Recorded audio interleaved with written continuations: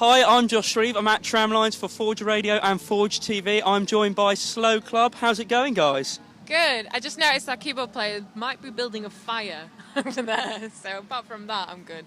But I really hope he doesn't burn down the festival. You've got a few hours until the show tonight. How do you sort of prepare?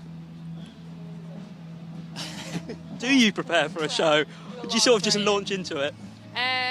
There's a lot of faff goes into playing a gig, really. And we aren't rich and famous enough to have people do the faff for us.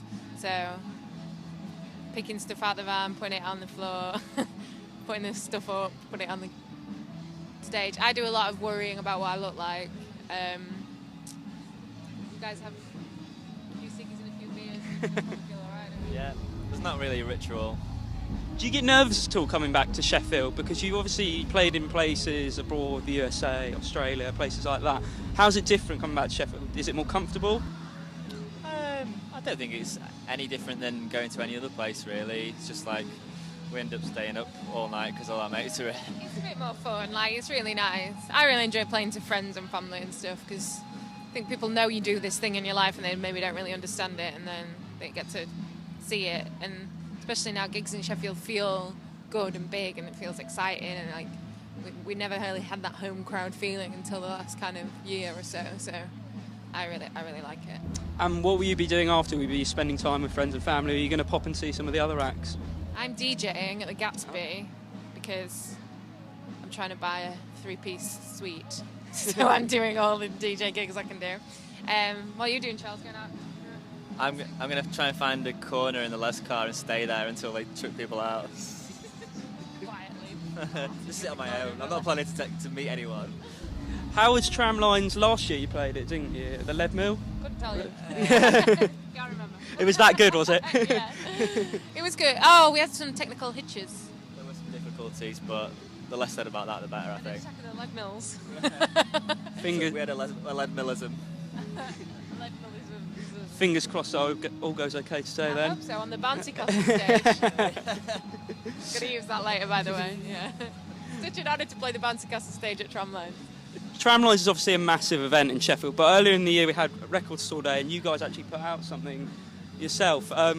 Was that a big thing for you? Because there's quite a lot of artists who are sort of against Record Store Day. Are there? Who are these bastards? Well, I'll tell you after.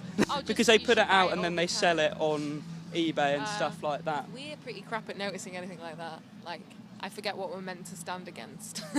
So we just got to say, yeah.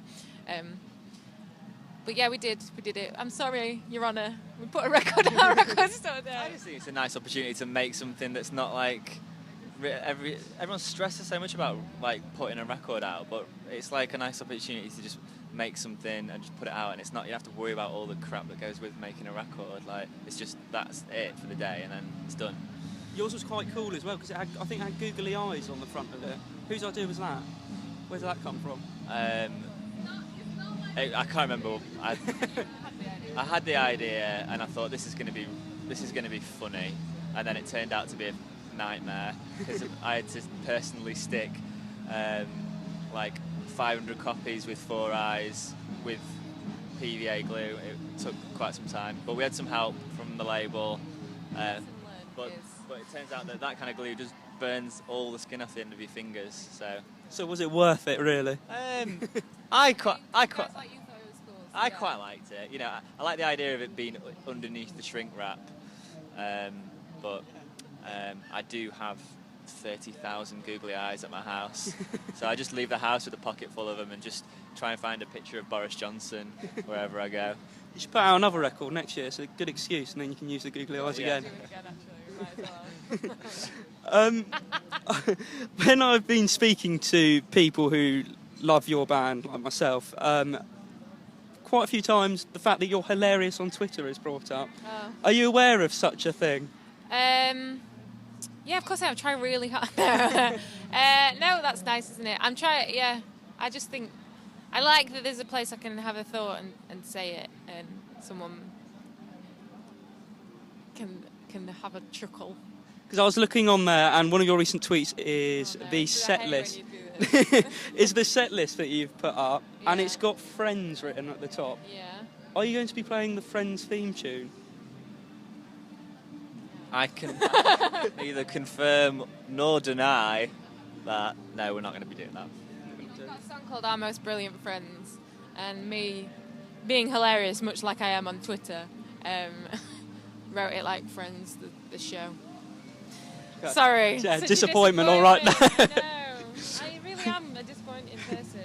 On the theme of your songs and your song names, I've got a few questions to fire at you, quick fire questions. So the Queen's Nose, what is your best feature?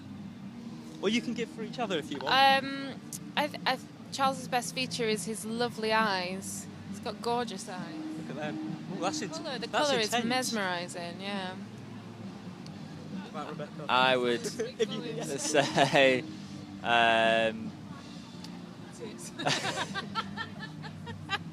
Now. A fat ass. You got great hair. Yeah. He's even taking time to try and be really Natural kind. as well, natural. Tears of joy. When was the last time you cried? But happy tears. Oh, I never cry happy tears. How about you, Charles? I can't remember. I don't remember the last time I cried, actually. Not much happiness in the band then. Oh no, plenty. He's my tears are never of joy. That's all. Plenty of tears.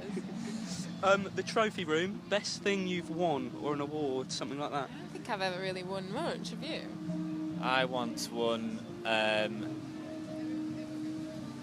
Instrumentalist of the Year by the British Legion when I was 15, and I don't know if it means anything. I've got a picture in my parents' house. Yeah, that is literally the only thing I've ever won. In fact, I did win something recently. I won a go-karting competition.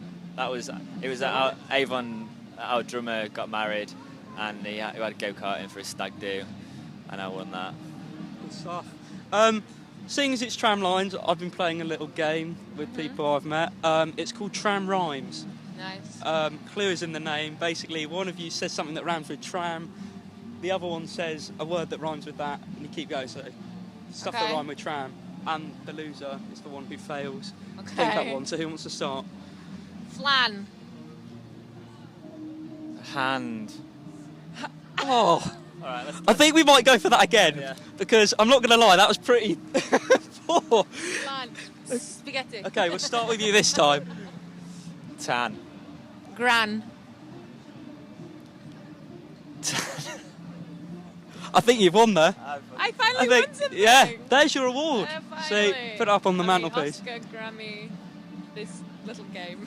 That was good though. And to end things off, in one sentence, what can we expect from your show later? Nothing. Some new songs, some old songs. And no Friends theme tune. No Friends theme tune. That's what you can expect for sure. Okay, thank you very much, Slow Club. You're welcome. I've been Josh Shreeve for Forge Radio and Forge TV. See you soon.